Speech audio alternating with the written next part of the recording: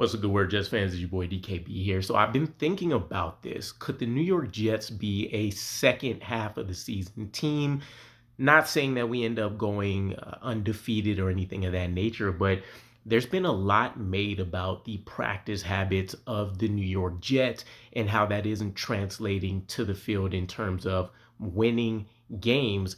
And I do find it pretty curious, right? Because you've had a few different players of note bring this conversation piece up. You've heard it from NFL analysts, you've heard it from NFL insiders, you've heard it from just coaches, etc., around the league that have come in contact with Aaron Glenn, whether it's the production meetings prior to games, whether it's attending a practice at some point, or whether they ran into him at some other venue. But you've heard Garrett Wilson talk about this. You've heard Kiko Mauigoa coming off of one of his best games of the season, being thrown into a starting role, talk about this. Jamien Sherwood has talked about this. I feel like John Simpson and or Joe Tippmann discuss practice and trying to translate that to the field. And so, yes, on one hand, you can say all that matters is that it's not translating.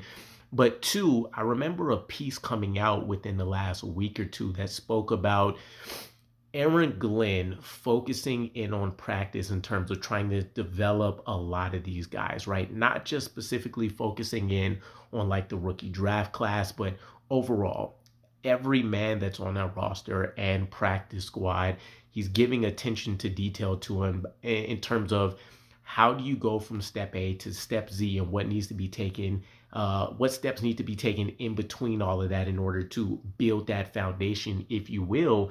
And I can't help but think maybe in this second half of the season, you imagine potentially the schedule lightens up a little bit in certain avenues, but as you've seen with evidence of Kiko Mauigoa, there's an opportunity here against the Panthers for Arian Smith due to injuries to ball out.